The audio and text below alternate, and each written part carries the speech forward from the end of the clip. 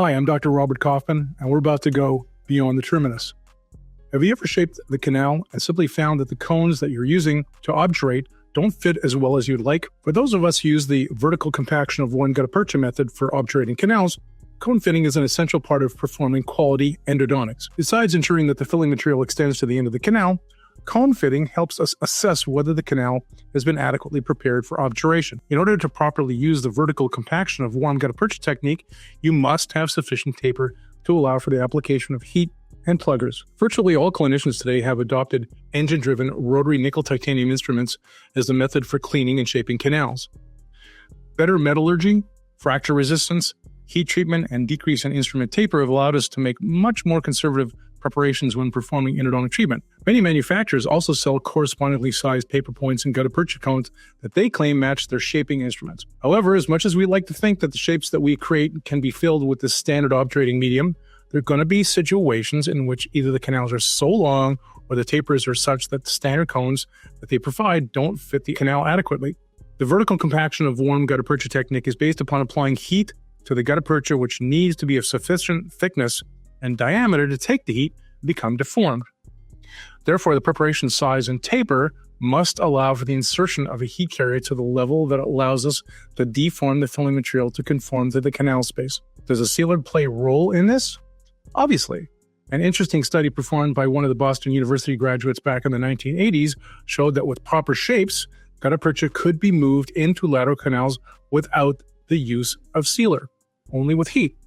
However, the shapes back then were a lot larger and it was easier to transfer the heat and apply pressure with pluggers. We've moved to a far more conservative shape as a consequence of the acknowledgement that the remaining dentin thicknesses play an important role in the survivability of the tooth. With more conservative techniques and less tapered canals, many clinicians have moved away from this warm-based technique to a single cone, cold technique that are used with bioceramic sealer. The reason that we've gone back to this method is that the small axes and minimally tapered canals simply don't lend themselves to the use of one vertical compaction technique very easily. Essentially, what we've done is gone back to the 1950s when we were using a solid silver cone, essentially a silver wire surrounded by cement in order to attempt to obturate the canals.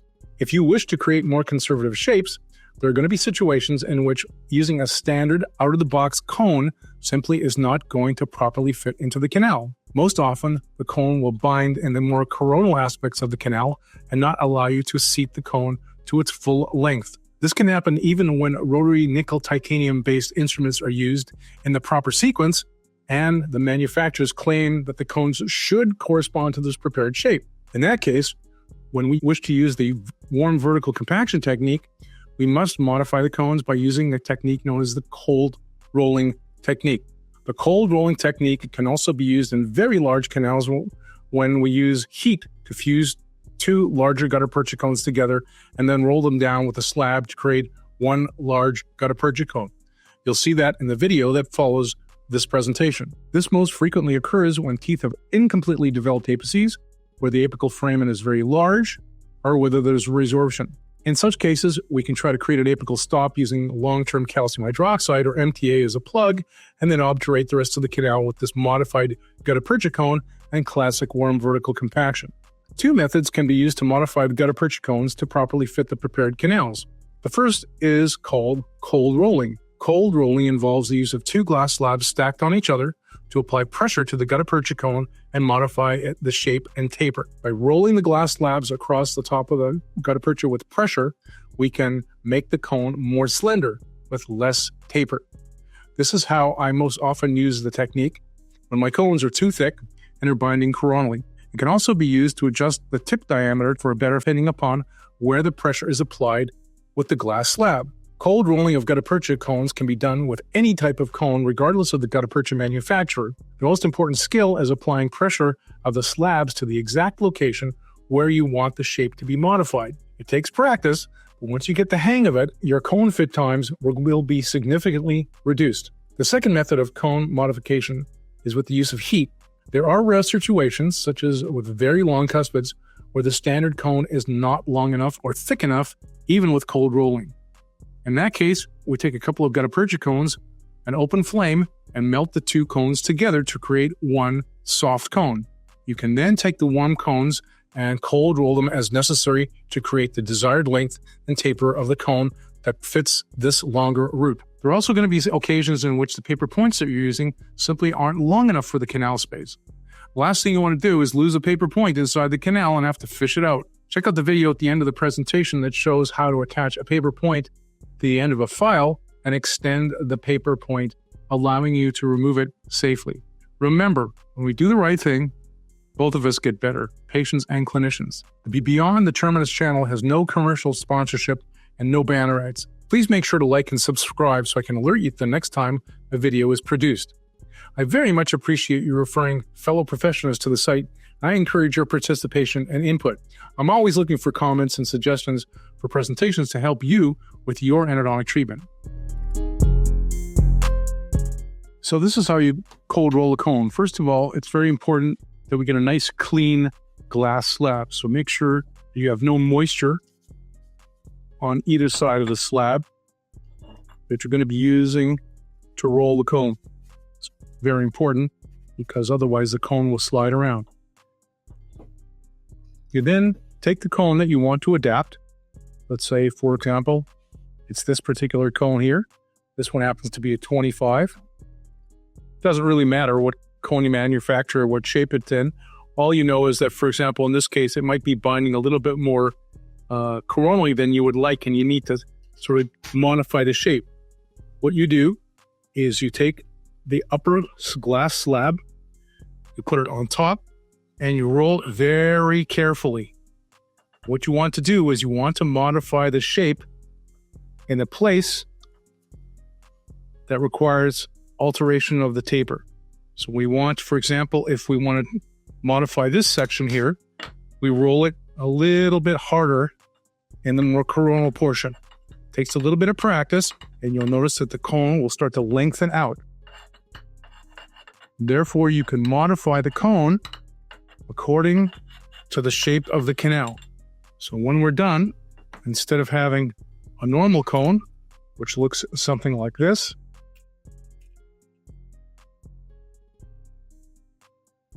we now have a cone that's just slightly longer and perhaps a little bit more tapered. And you can work with this cone until you get the kind of shape that you want. The idea is to apply pressure. It takes a little practice to be able to get this right, but when you've got it right, you now have a cone that's not really standard, but you have adapted this to the size of the canal that you've prepared. That's one way. Another way, sometimes cones aren't shaped the way we want. This is a really good example. Large cone. We want to, for example, work on an immature tooth. So again, we want to roll this down. Takes a bit of doing to get it started. Again, pressure with your finger right over the top of it. It's going to roll around a little bit. Idea is to try to get it smooth. So, and don't end up with the flat side.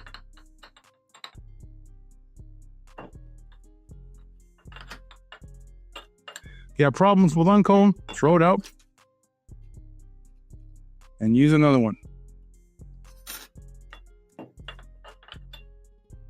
I say it takes a little bit of practice to do this. Sometimes you want to use a side-to-side motion. The idea is that you're getting a nice, smooth surface. Case like this, for example, we've got an immature tooth rolling up on top, and then at that point, we would use scissors to cut the cone, for example, to the size of the canal that you need. So it would be a very simple matter of taking a pair of scissors, or some of us like to use gauges, and you can cut the cone to where you need it. So now you have a cone that's of the appropriate size for the canal. Last way to modify cones is sometimes we have a tooth that's really, really long, and there's just not enough length, even if we roll it down. So what we can do is we can use a torch. So what we do is we turn on the torch, get a flame going, and we can take a couple of these cones. Instead of using just one cone, we take 2 cones, very gently run them through the flame. What you're doing is you're warming up the Gutta Percha. And again, you use a rolling method. And with the heat, you've now created a much longer cone for those really, really long cuspids and those really long teeth. That requires some extra length. I don't much worry about all these little fins and everything because they're going to be taken care of once we do a warm vertical obturation technique. That will solve that problem. So I hope this video has helped you with the cold rolling technique. One last thing that we can do is we can use another technique when we have a long canal and we find that the appropriate sized paper points don't work as well as we'd like because you're bottoming out the point. Put the paper point in the canal, it goes all the way in past the access. So you lose control. You're going to start to fish out the paper point from the canal. So how do we deal with that? We deal with that by using a little bit different technique and modifying our endodontic files.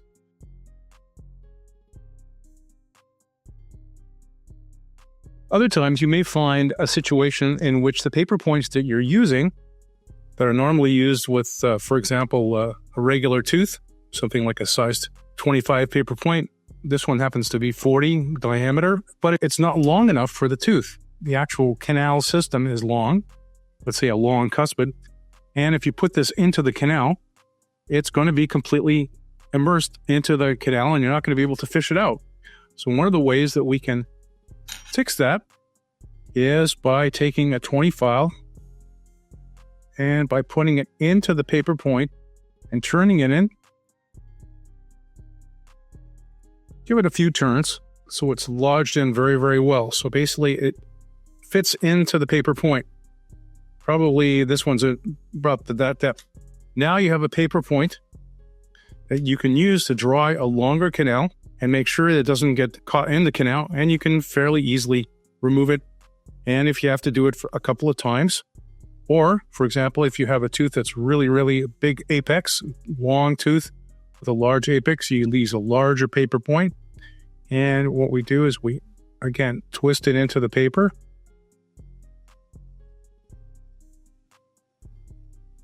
Just like this. Turn it in. Be careful you don't poke yourself. So it goes fairly straight into the paper point.